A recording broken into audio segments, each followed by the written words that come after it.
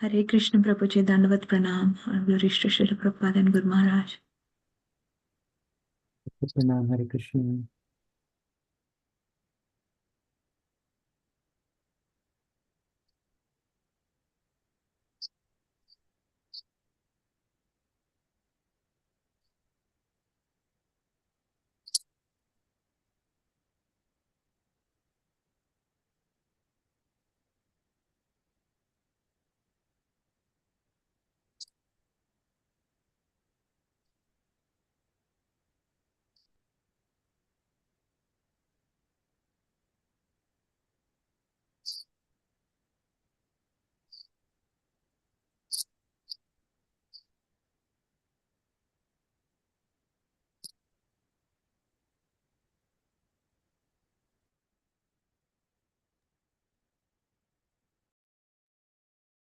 Let's wait for another minute. Bhayahari Prabhuji is there. Hare Krishna, Bhayahari Prabhuji, Dandavat Pranam, accept our humble obeisances.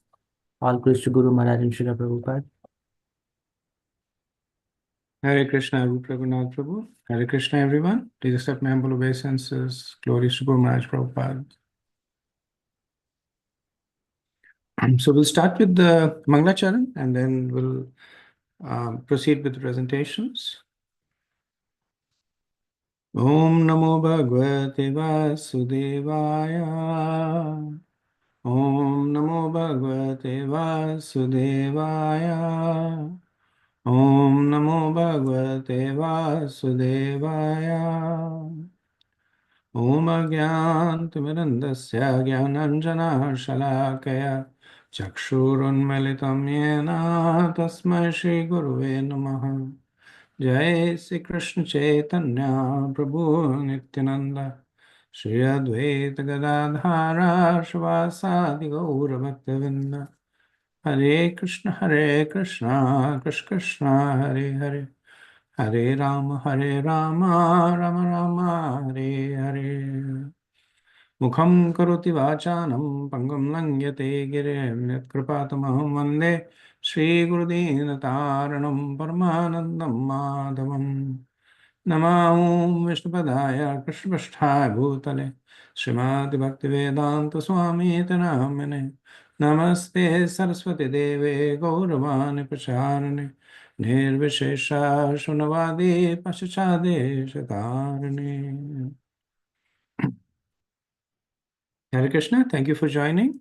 So I see we have the presentation already set. So whenever the group is ready, we can start.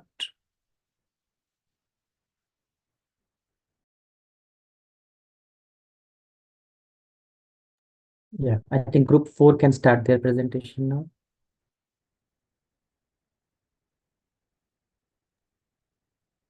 Hare Krishna Prabhuji, is it audible? Yes, Mataji, we can hear you. Hare Krishna, dear devotees. Today our topic of presentation is Describe the Cosmic Tree.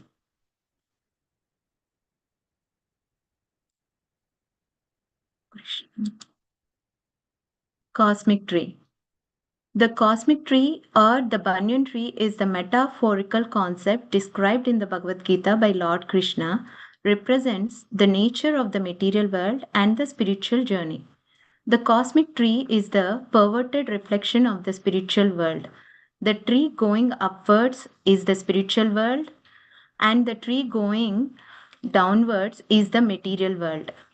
As the reflection is temporary, sometimes seen, sometimes not, the material world is also temporary manifestation. But the origin from where the reflection is reflected is eternal. The tree is imperishable, which has its roots upwards and branches down. Coming to the description of the cosmic tree, the water or the ground that is inverting the tree are the perverted material desires of the jiva. On this water of the material desires is the spiritual world is inverted to become the material world. The roots of the tree represents the Brahmaloka, abode of Lord Brahma. The root is the source of the tree. The material world is created by Lord Brahma, so he is the source of this cosmic tree. This means that it begins from the total material substance from the topmost planet of the universe. From there, the whole universe is expanded with so many branches. The branches of the cosmic tree are spread in all directions. The branches represent the different species or forms that the jiva can occupy. The branches on the lower part of the tree represents the living entities like human, animals, birds and bees, etc. The branches on the upper part near to the root represents the higher forms of the living entities like demigods, gandharvas, etc. The tips of the branches are the senses, the ear, nose, eyes, etc., which are attached to the enjoyment of different sense objects. The secondary branches or twigs are the sense objects. By development of the different modes of nature, we develop different senses, and by the senses, we enjoy different varieties of sense objects. The green leaves are the Vedic hymns meant for elevating oneself. One who knows the Vedas, he knows how to detach from this material world and attain the real spiritual world. The secondary roots of the branches are past impressions, which are byproducts of different varieties of suffering and sense enjoyment. The tendencies toward piety and impiety are considered to develop from these secondary roots, which spread in all directions. Coming to the fruits of the cosmic trees are the enjoyable results of the living entities' activities, dharma, artha, kama, and moksha. Like not all the branches bear the fruits, not all the forms engage in chatur purushartha. Example is animals. But humans, they have access to the full fruits of the chatur purushartha. As a tree is nourished by water, the cosmic tree is nourished by the three modes of material nature. Different species manifest according to the proportion of the modes. Cosmic tree entanglement of this material world. This cosmic tree, also called Ashwadha tree. Ashwa means not, swa, tomorrow. So for devotees, Ashwadha refers bound to perish. For non-devotees, Avyayam means imperishable. In the sense, the jiva is forever trapped in this tree. For one engaged, For one engaged in the fruitive activities, there is no end to this Ashwadha tree.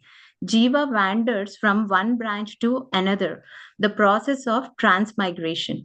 Hence, there is no possibility of liberation. One who wants to get out of this material existence must know this tree thoroughly and finds its roots through analytical study. Then he can cut off his relationship with it. Lord Krishna says a person who knows the Vedas, he knows how to cut off attachment to this material world with the axe of detachment. An axe has two parts, handle and sharp blade. Handle of the axe is the knowledge, acquire it, and cut the root of this reflected tree where the jiva falls into this material world with the sharp blade of detachment and attain the real tree of the spiritual world. I summarized the topic into these 5 bullet points. Material world is described as an upside down banyan tree, and for one engaged in fruitive acts, there is no end to this banyan tree, which is very, very deep rooted, and he wanders from branch to branch with no end. Purpose to elevate oneself gradually from material conditioning to spiritual life.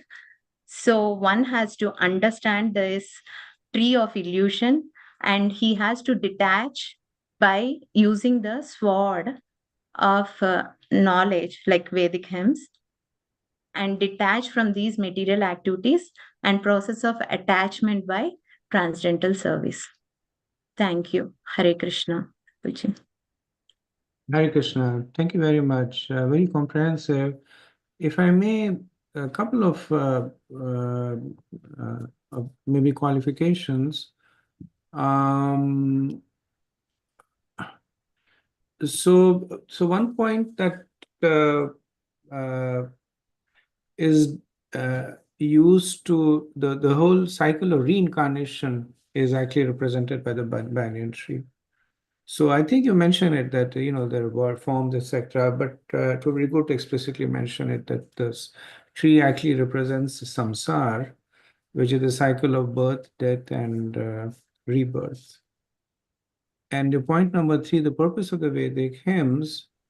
The point you make is correct, but also what is indicated is these are kamya karmas. So these are those parts of the Vedas that direct one's attention to enjoyment.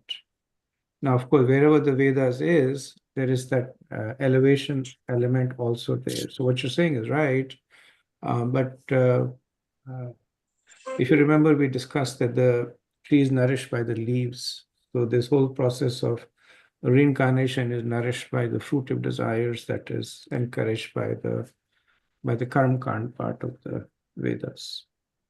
But overall, very comprehensive and well presented. Thank you very much. Thank you, Prabhuji. Hare Krishna.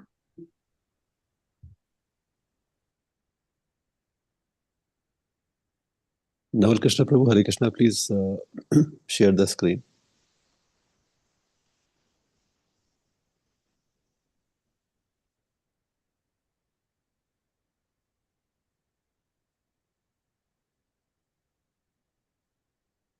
Hare Krishna, dear devotees. We are representing Group 5, and the discussion is around what drives reincarnation. This is a discussion between two people. One is a thoughtful student, and the other one is a Janmajaya. He's a preacher.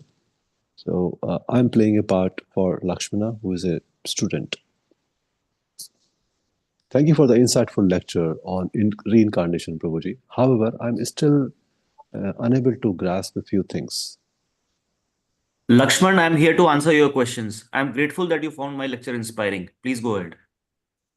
I agree with you when you talk about various species of life and why different souls have different bodies. We can see around ourselves. Someone is a dog, someone is born rich, someone is born blind. It seems obvious to you, but in general, people don't even realize this basic fact. Why do different souls have different bodies? People do not even believe in afterlife, even though nature gives us so many obvious hints. People just don't seem to care. Anyways, what was your question?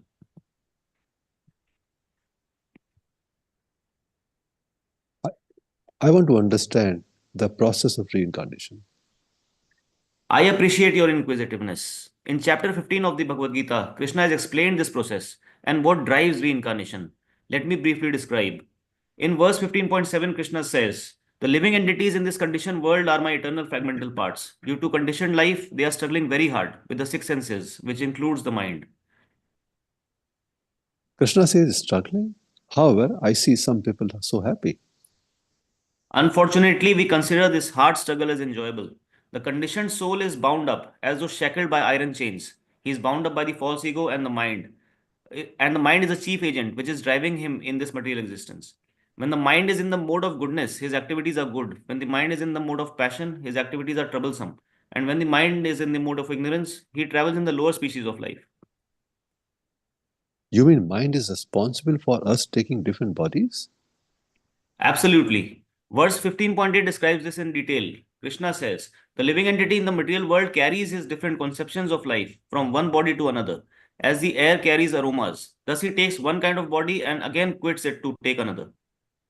That seems like a nice analogy. The air, when it passes over a garden of flowers, carries pleasure aroma, and same air, when passes over garbage, carries a pungent aroma. But the air is the same air. Brilliant. You are spot on. The intrinsic quality of air is not changing, but because of association with flowers or garbage, it becomes aromatic or pungent. That is how transmigration or reincarnation occurs. A jiva soul is always pure, but when the soul, through the media of subtle body, associates with the different modes, it develops some impressions which are stored in the subtle body. The subtle body then carries the soul along with the impressions from one body to another. Wait a minute. So you mean it is these impressions that drive the soul to take certain body? Yes, these impressions get stored in the subtle body. and they are acquired by our actions that are performed in the gross body. If a person is using his senses, performs a lot of sinful activities, then the subtle body carries these impressions. For example, if a person is addicted to meat eating, he will get the body of a carnivore in the next life. It seems that the Jivas has a choice. If he wants to, he can upgrade his body or degrade in his next birth. Minute independence is there. The change his body undergoes depends upon him. At the time of death, the consciousness that he has created will carry him on to the next type of body. If he has made his consciousness like that of a cat or a dog, he is sure to change to a cat or a dog's body. If he has fixed his consciousness on godly qualities, he will get the body of a demigod. And if he is in Krishna consciousness, he will be transferred to Krishna Lok in the spiritual world and will associate with Krishna. So if I desire to become a rich man in next life, I can. Well, technically, desire is not the only criteria. In Bhagavad Gita 15.9, Krishna explains how the desires of a jiva translate into a particular body. He says, the living entity thus taking another gross body obtains a certain type of ear, eye, tongue, nose, and a sense of touch which are grouped about the mind. He thus enjoys a particular set of sense objects. If the jiva has a strong desire to fly, then in his next birth he may take the body of a bird. The subtle body carries the jiva to the next body at the time of death. The mind, which is a part of the subtle body, plays a strong role in transmigration. So just by desiring, I can be a demigod. It depends upon our desire and what we deserve. If we have led an impious life, we do not deserve the body of a demigod, though we may desire it. Thank you for the wonderful discussion, Prabhuji. I am so really satisfied with your answers. I am happy that your heart is satisfied. All glories to Srila Prabhupada. Hare Krishna. Hare Krishna, Hare Krishna. Hare Krishna Prabhu's very nice. I also liked how all the answers were substantiated by references, so made them so much more authoritative. Thank you. Hare Krishna. Thank you. Hare Krishna.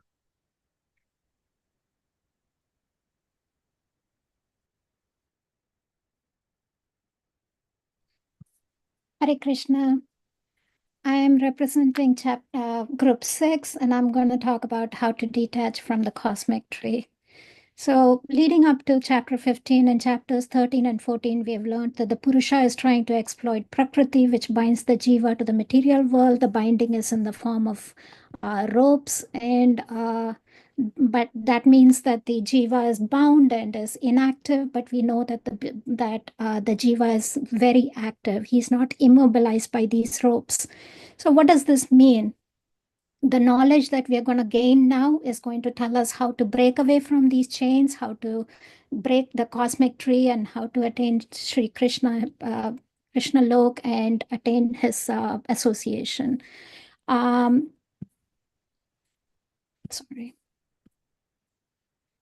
I've lost my mouse.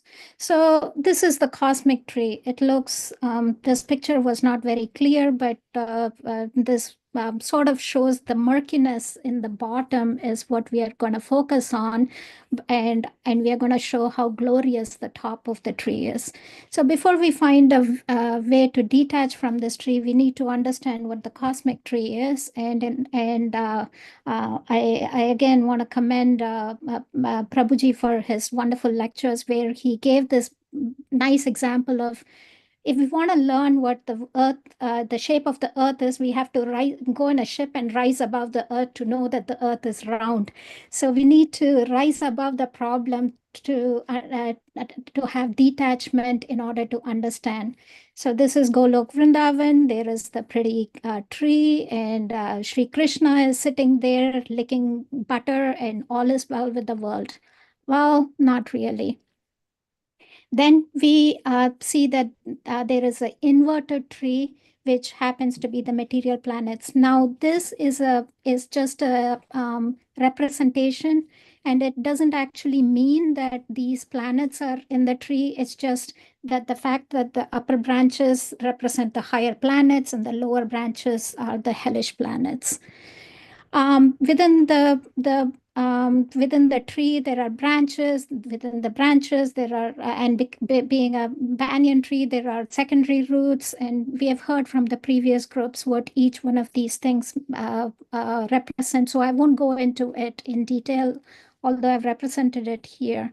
One thing that I want to talk about is the reflection medium between these two lokas is the desire of the living entity, which is what sends us from this pretty place into this murky place and where we are currently.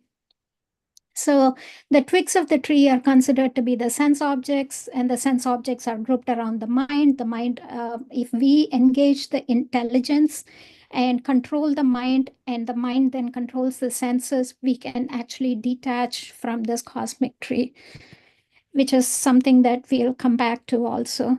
Then the other aspect is what is nourishing the tree? Because if we can starve the tree, then we can also kill the tree and transcend from the tree. As a tree is nourished by water, this tree is nourished by the three modes of material nature. Being a banyan tree, we have two other sources of nourishment, which are the secondary roots and the primary root. The primary root is Lord Brahma himself. The secondary roots are the vasanas of the jivas, which are binding the jiva to this world.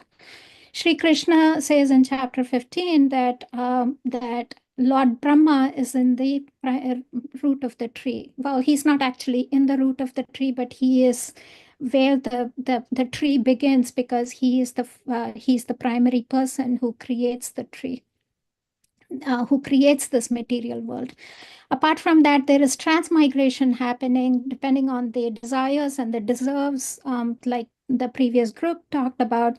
The spirit soul transmigrates from one branch to another, takes on different bodies, engages in the different activities, and then participates in this life that participates in the fruitive activities.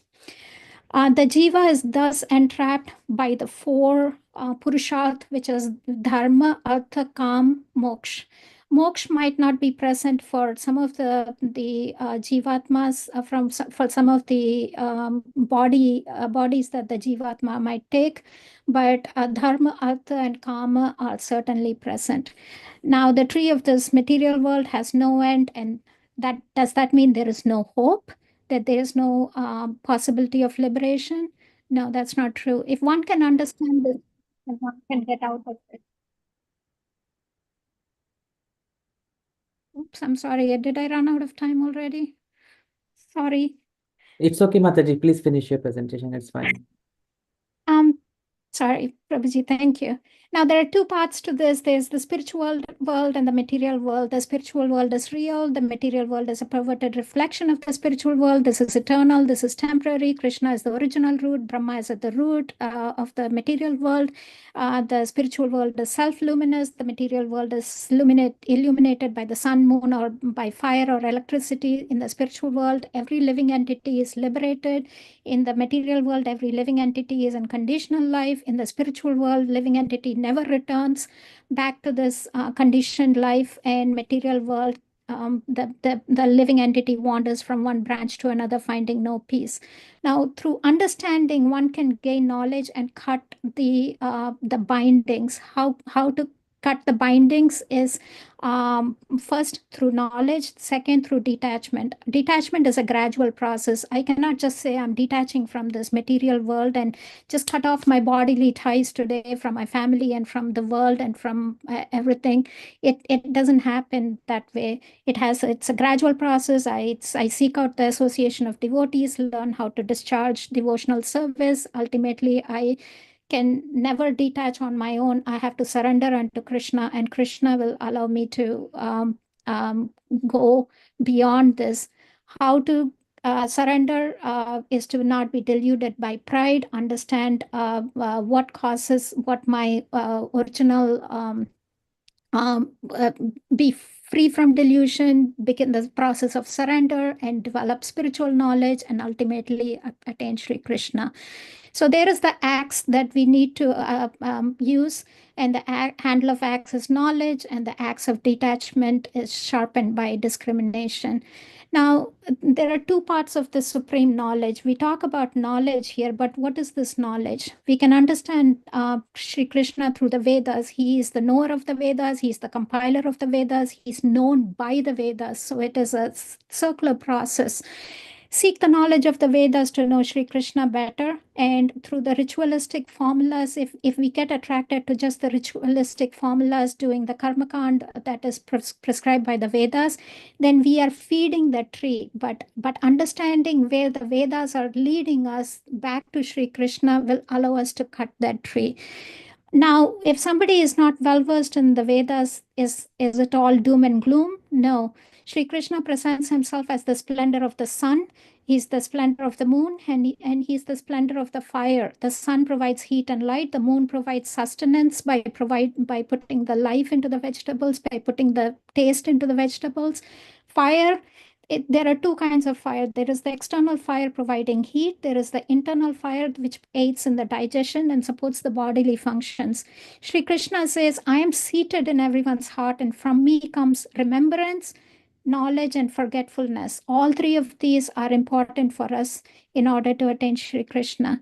And to summarize, Srila Prabhupada says, by understanding this philosophy of the Supreme Personality of Godhead and engaging in his transcendental service, everyone can become freed from all contaminations of the modes of material nature.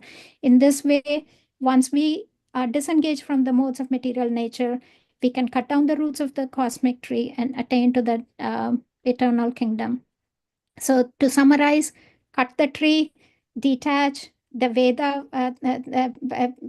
know the theme of all the scriptures, develop material detachment, and you cannot be in limbo by detaching. You have to attach to something. What do you attach? You generate the spiritual attachment.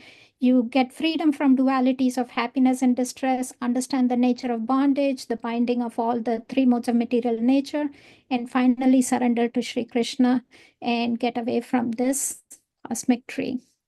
Hare Krishna.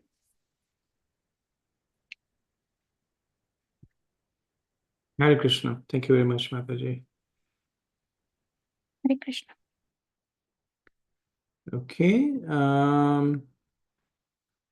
So if anybody has any questions on this, I think the three presentations were very comprehensive and informative. I actually really enjoyed all three of them. They presented the aspects of the chapters very well.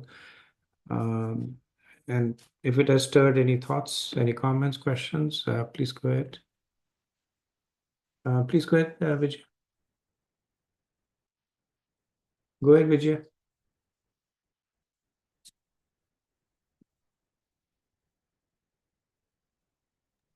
You might be talking on mute, Vijaya Mataji. Okay, Nalini Mataji, please go ahead. Hare Krishna, Prabhuji. Prabhuji, I'm just maybe a little confused, Prabhuji. You just mentioned about that first presentation, Prabhuji, that the leaves, Prabhuji, they are not actually Vedas, but they are Kamya Karmas. Could you please just explain a little bit, Prabhuji? Sure. Thank you for the question. So they are Vedas, but they are the Kamya karmas that are given in the Vedas. So the Karmakand part of the Vedas, it gives different yagyas or different processes by which one can attain material desires. One can actually enjoy the material world.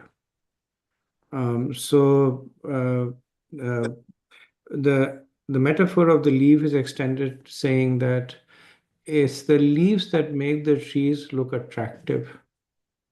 Just like the material enjoyment in this world is what makes it attractive. But this is not indiscriminate enjoyment. This is enjoyment as per the recommendation of the scriptures, which is what makes it attractive. So when we looked at the three modes, then we saw that the mode of goodness is actually one that makes one feel happy.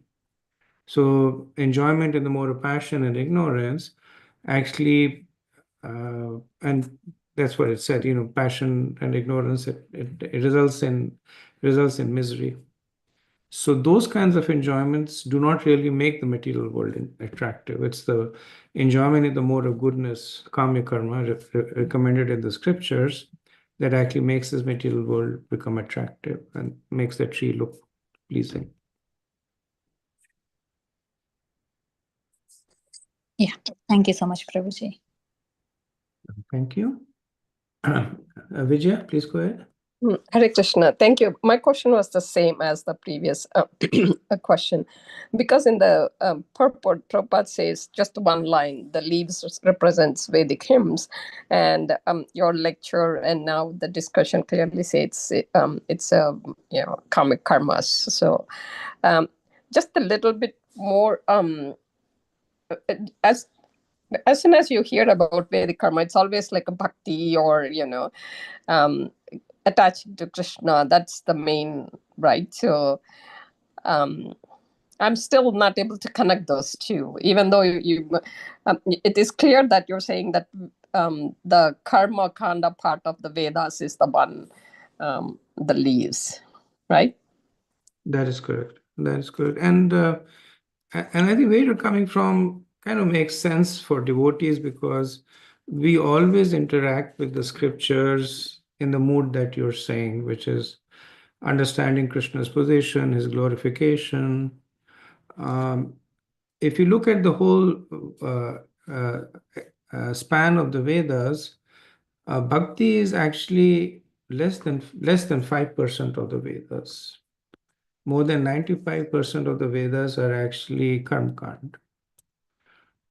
So even though we kind of focus on that 5% and extrapolate that to, that's what our understanding of Vedas is, but the Upanishads are all about the impersonal Brahman, and all the hymns in the Rig, Sam, Yajur, their glorifications of Indra, Somadev. There are very few glorifications of Lord Vishnu, actually.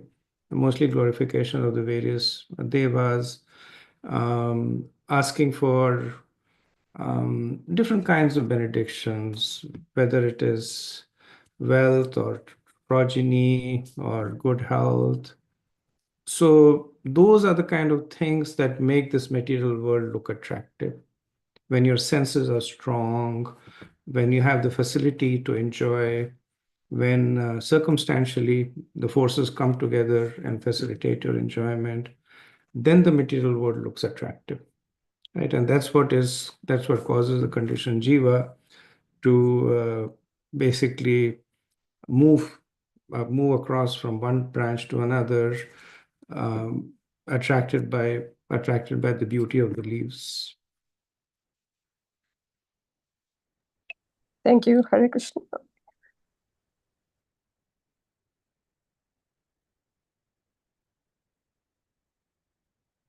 Jyoti Mataji, please go ahead. Hare Krishna Prabhuji. One other thing that I understood from reading this chapter also is that, and I'm watching Srimad Ramayana on TV recently, and you see often that Ravan is performing a certain yagna, and he's doing the karma kand, same as Lord Ram is sitting on the other in Lanka doing another yagna. They're both praying to Parvati Ma. Now, of course, Lord Ram doesn't have to seek any benedictions, but he does it to show us that, we can seek Bhagwanji's blessings this way. Now, the reason that I'm bringing this up is that when we focus on the leaves of the tree, it could be that we are focusing for the sake of benediction rather than seeking Bhagwanji's blessings for his will to prevail. Lord Ram is leaving it up to Bhagwanji to say, okay, let your will prevail, as opposed to Ravana is doing, worshipping Lord Shiva, saying that, give me this boon and I want to be, Amar, Ajay, Vijay in this war. So I think that is the distinction between the gunas playing on Ravan and for Lord Ram to be away from the gunas, and which brings the aspect of Karmakand can be followed, but why are we following Karmakand, and what is our intention in doing so? Good point. Good point. Ravan was praying out of lust, and Lord Ram was praying out of love. And maybe externally the actions may have looked similar, but the intentions were opposite. And so Lord Ram out of love for his devotees, and of course, as you mentioned, to set an example, he didn't need it, but he was setting an example also. But his activities were driven out of love, and Raman wanted to enjoy illicitly, so his actions were driven out of lust. Thank you, Thanks. Prabhuji. Hare Thank you. Krishna. Thank you for making that point. Kaushik Prabhu, please go ahead. Thank you for the opportunity, Prabhuji. So, people keep mentioning this line that 95% of the Vedas is Karmakand, meant for the Vedas, sorry, meant for people who want enjoyment and all. So, does that also reflect the population kind of? Is there a reason, significance behind the percentage that, okay, 95% of the people, no matter how we preach, they are going to be karmakandis? Because even Prabhupada mentioned at one point that when devotees asked, see, Prabhupada, like someone has joined our movement, but now they've left. And then Prabhupada used to always say that don't be surprised that people are, leaving, be surprised that people are staying. No. So is there like a reason why like most of the Vedas are like karma kanda? You're right, Prabhu. So firstly, I think this 95%, I think I repeat it because I've heard it just like you have heard it. I don't know if anybody did a like a rigorous analysis of the verses and said that. At least the way I interpreted it is that the vast majority of the Vedas talk about karma kanda because the vast majority of the people are interested in that. Right, so not sure if it is 95 or 94 or 96. That part I'm not sure. In terms of while I would be comfortable in saying that the vast majority of the people are interested in Karm Kand, saying that 5% of the people are interested in Bhakti is probably an overstatement, because factually speaking, it would be probably a tenth of a percent. The people who actually are interested in some variety of bhakti, right? Shuddha bhakti is very rare, but some variety of bhakti, whether it is sadhakas or slightly more serious devotees. They're a very, very small percentage of the population. As devotees, since we tend to associate more with devotees, we extrapolate that and say, okay, everywhere you go to the Sunday feast, you have devotees around you. You attend somebody's lecture, there's devotees around you. So then you tend to think that, okay, there's devotees everywhere. But Krishna is, Manusya Nam Sahasrati, that out of thousands and thousands, one may take to spirituality. Out of thousands, one may take to bhakti. Out of those thousands, one may come to me. Right? So it's a very, very small percentage, which basically, to some extent, helps us increase our gratitude to Srila Prabhupada that he gave us this opportunity. Thank you, Rupa Raghunath Prabhu. Hare Krishna, Prabhuji. Prabhuji, my question is, and I'm assuming the Jiva is a sadhaka, he's a practicing devotee, and the question is on spiritual attachment versus material detachment. So what we have learned from you is they go hand in hand. So if I'm a practicing devotee and if I increase my spiritual attachment by doing the devotional service, will it automatically take care of my material detachment as a Mishra Bhakta?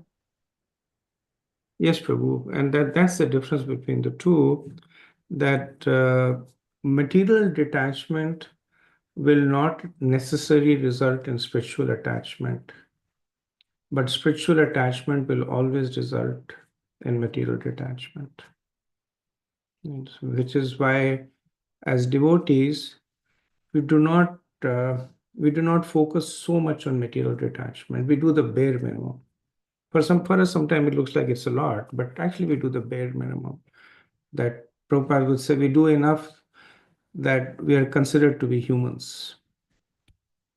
But actually speaking, those who are impersonalists, they practice material detachment to a much, much higher level than devotees do, right? Because that's the only thing that they have shelter, which is why sometimes they deprecate the sadhana of the devotees, because the detachment that the devotees follow is minimal. They'll come and they see the devotees eating gulab jamuns and singing and dancing, and on Ekadashi is eating puri and aloo. So they say, what is this, right? But the fact that we are able to confidently take shelter of that is because, as you mentioned, because of the fact that we rely on bhakti. The process of spiritual attachment would deliver the detachment along with it. Yeah, thank you, Prabhuji. And just a small follow-up. So it's a function of time after that, Prabhuji, right? That, no, as a devotee, I may not be perfect, but if my intentions are good, my purification is bound to happen as a function of time. Yes. I think it's more of a statement, but I agree with you. Sure. Thank you, Prabhuji. Yeah. Okay, so we'll take one last question. Chaitanya Ras Prabhu. Hare Krishna Prabhu. Pranam. So Prabhu, just a follow-up on Rupa Raghunath Prabhu's question. So my understanding was it's either 0 or 1. So if you're materially detached, then the next thing that would happen is bhakti. Am I wrong in my understanding, or? It's more like a dial. It's more like a dial that, so if you look at it as a dial, one end of it is 100% materially attached, other end of the dial is 100% spiritually attached. And we kind of rotate the dial over. So they kind of both go hand in hand. The notion that you're presenting is the notion followed by the impersonalists, wherein they say that only when you become fully materially detached, then, and I mean, there's no then state for them, but basically that's the destination. That only after you become fully materially detached, then you attain liberation, you attain Brahman, right? So, Yeah. so sorry. Can I take an example like if I'm just trying to understand the concept of material detachment, right? So is Buddhism, like they talk about material detachment completely, but there is no bhakti after that. Is that a good example, Buddhism? Or? Buddhism is a good example. It's so the difference between Buddhism and Bhakti. Advaita is, so Buddhism says that after the end of your material attachment, you become nothing. Right? That's Shunyavadi philosophy. That you cease to exist. That existence is the cause of your misery. Right? And Advaita philosophy says the material existence is the cause of your misery. After your material existence ceases, then you attain the Brahman, you merge with the Brahman. Makes different flavors. Thank you, Prabhu. Thank you. So let's see. We have about 15 minutes left. What do you recommend, Prabhu? Should we do the chapter 16 presentation? Yes, Prabhuji, and I think it's okay if you have to take 5 minutes extra, Prabhuji, because we took extra in other sections. So. Okay, let me go ahead and share.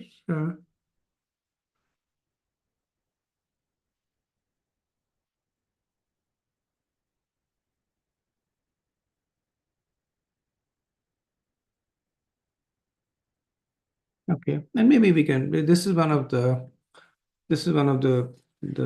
simplest chapters in Bhagavad Gita. It talks about the divine and demoniac nature.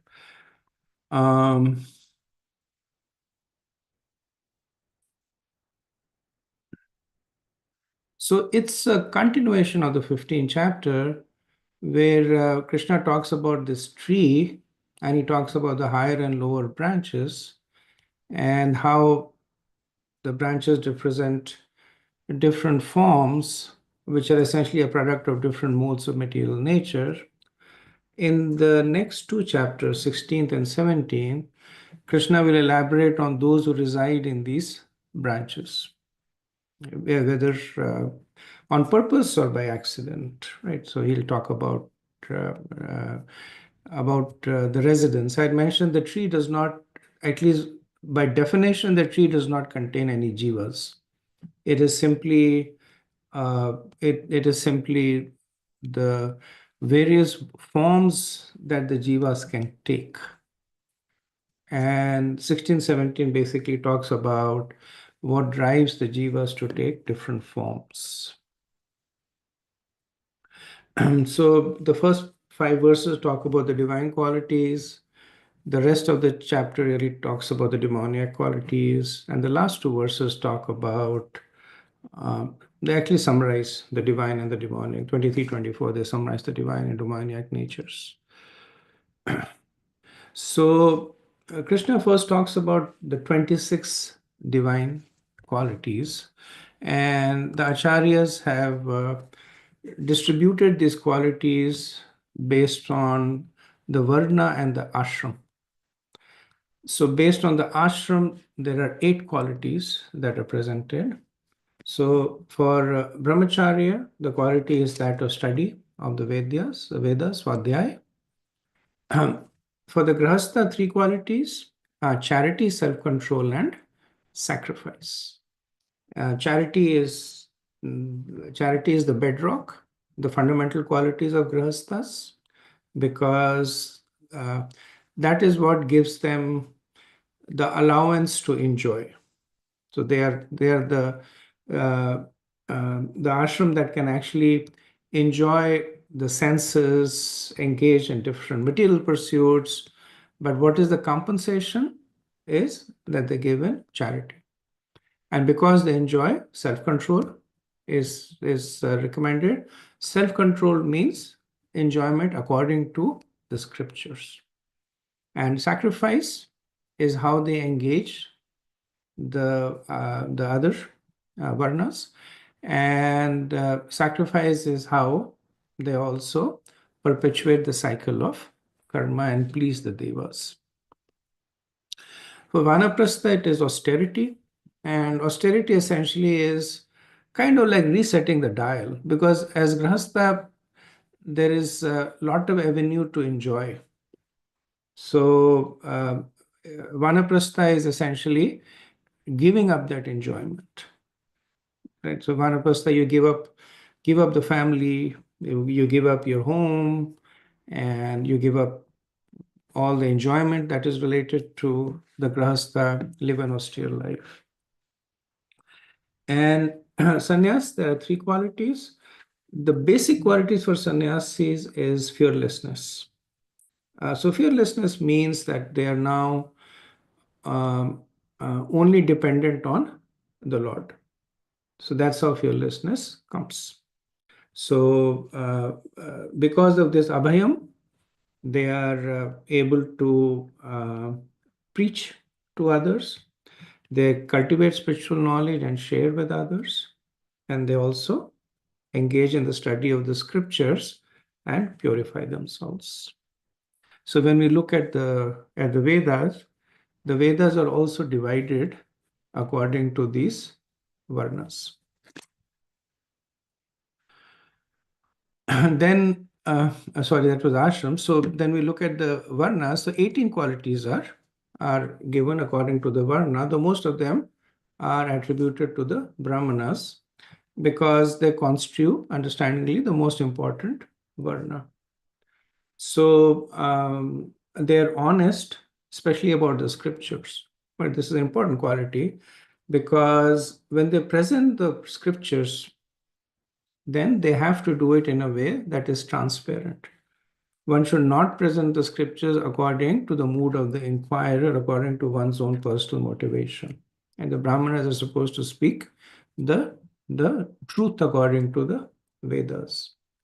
They lead a truthful life, non-violent, freedom from anger, equipoised in honor and dishonor, peaceful, not given to insulting others, merciful and free from greed. So you can see these are qualities that are prominent in those in which the mode of goodness is prominent. For Kshatriyas, valor, fortitude, and protection.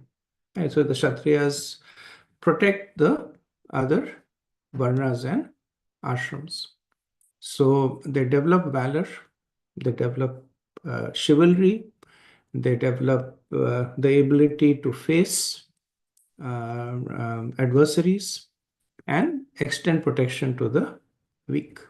So protection is the important quality for the Kshatriya that we see in the Puranas where there is battle, and when the enemy surrenders, then the Kshatriyas immediately give up the battle. They in the burning of the Dantakaranya forest, when what was the name of the demon that took shelter of Arjun? Mayadana. So when he took shelter of Arjun, then Arjun was willing to fight with Krishna to protect him, right? Because he was following his Varna Dharma as a Kshatriya.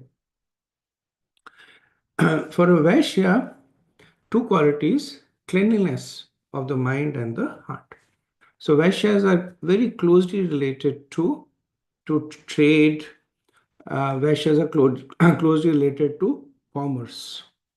So cleanliness is also translates to straightforward in dealing, being transparent, not cheating, not wanting to harm others through commerce, and non-violence. Non-violence for Vaishyas is the other quality, and for Shudra, the quality is freedom from the passion of honor, which translates to developing a mood of service. So these 18 and the previous 8 are the 26 qualities of the divine. Then essentially Krishna spends the rest of the chapter talking about the demoniac. And in a way, it is said that those who do not possess these qualities should be considered to be demoniac. So the understanding is that even though Krishna mentions a list of qualities, some of the qualities are repeated. I think at the end, if you remove the repeating qualities, there are 21 qualities that Krishna talks about. But the understanding is that he's just giving a sample. But those who do not have divine qualities are demoniac. There's nothing right. Krishna doesn't say that there is somebody who is in between. Right. So pride, anger, arrogance, conceit, harshness, ignorance. So these are the qualities of the demoniac. And the common thread is that they all come from one that is very strongly anchored in false ego. And if you kind of devolve these qualities into the root, pride, that I am the doer, I have done it. Anger, this belongs to me. Why is it going to somebody else? Like, conceit, that I am to be worshipped, nobody else to be worshipped. So all these are essentially coming from a very strong association with false ego. So we have 19 kind of unique qualities of the demoniac. Unclean, arrogance. I won't go through them. Most of my Prabhupada explains them, and most of them are self-explanatory. So unclean, arrogance, pride, improper behavior, not truthful, false doctrines. So they make their own Vedas. Very much anchored in the material conception. They take shelter of sense enjoyment, anger, cruelty, ignorance, illusion, conceited, demanding respect, recognizing the authority of the self, lacking humility, false ego, lust, and too much reliance on one's own strength. And so if you look at all the verses that Krishna talks about and make a table of the qualities and then kind of remove the ones that come again and again, then these are kind of the 90 unique qualities. Now, again, by no means this is authoritative, that there are some qualities that look like other qualities, right? So one would say 20, somebody would say 21. But we can see this common thread again, that these are all coming from this quality of false ego. So then Krishna says that, those who follow these qualities, it's Prabhupada says the royal road to hell. And those who are able to transcend these qualities, they move to the higher branches of our metaphorical cosmic tree.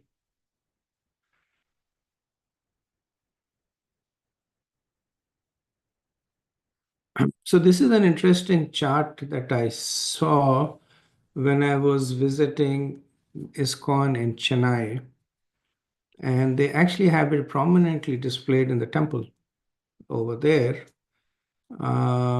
where they had taken these qualities and cross-referenced them with the verses in the Bhagavad Gita. So I will share it with you. It's interesting for introspection also, that sometimes we ourselves experience these situations, like how to deal with the death of a loved one, how to deal when we feel discriminated. And when it is said the Bhagavad Gita is answer to everything, this kind of demonstrates it in a practical way. So the root cause of the demoniac over here is one who discards scriptural injunction and acts according to his own whims. Right? So this is the second last verse of the chapter, where Krishna talks about, he has spoken about the divine quality, he's spoken about the demoniac. Now he is giving the root cause over here. So from the perspective of practice, this is the impact, that those who practice rejecting the scriptures will inevitably demonstrate demoniac nature. This will also become the connection with the question that Arjun will ask in the next chapter, that what if one discards the scriptural injunction but acts in the mode of goodness? And that basically then becomes the substance of the 17th chapter.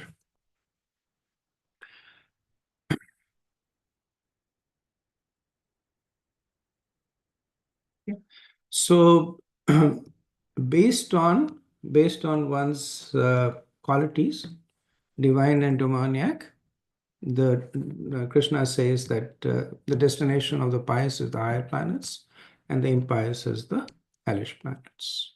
Right? So this is how the qualities affect us. Krishna summarizes, saying that hell has three gates: lust, anger, and greed. So summary, that every sane person must give up these demoniac qualities and attain. Then Krishna, he cautions us about the power of these demoniac qualities. They're very difficult to control, these qualities on your own, which is why he recommends take shelter of the scriptures. So one of the points that often gets asked is that I don't believe in Bhagavad Gita, but I'd like to live a moral life. Right? And the end of the 16th and the 17th chapter answer that question, that those who discard the scriptures will eventually glide down to the mode of ignorance. And those who subscribe to the scriptures will eventually ascend to the mode of goodness.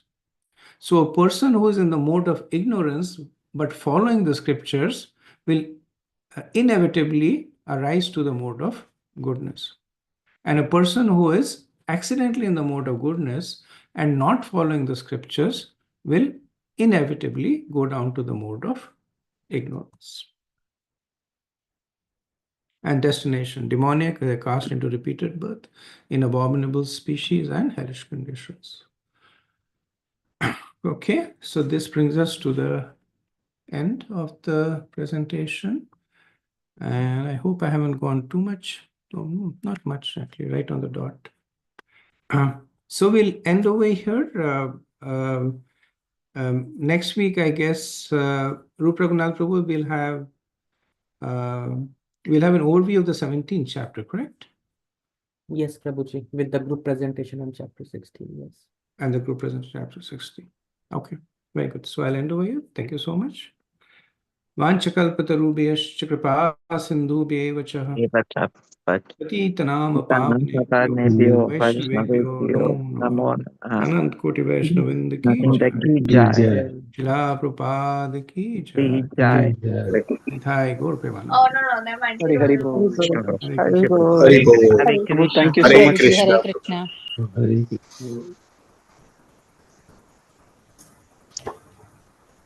Hare Krishna, Prabhuji. Thank you. Hare Krishna, Prabhu. Thank you.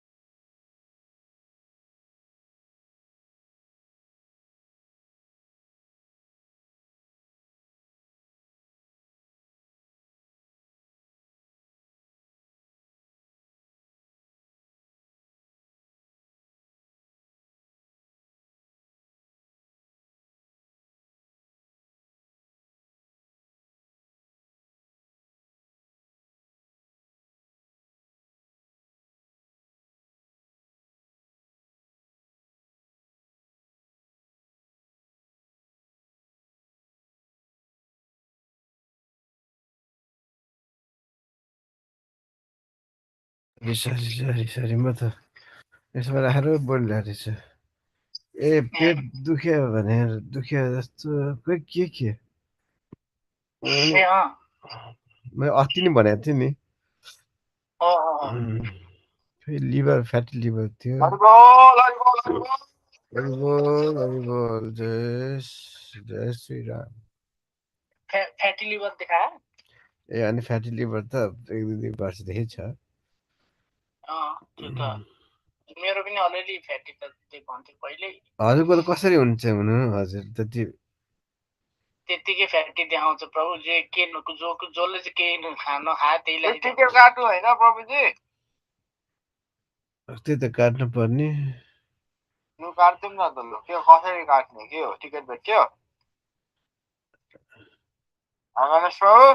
प्रभुजी बिरामी हुनुभएछ अब के गर्नु ticket काट्ने के गर्नु त्यही त होइन मलाई चाहिँ खोइ के हो त्यही त अलिकति त्यहाँनिर फेरि उसको अलिक समस्या हुन्छ होइन लघु क्रियाको गर्नलाई सबै थोकको समस्या हुन्छ उता गइसकेपछि अच्छा ए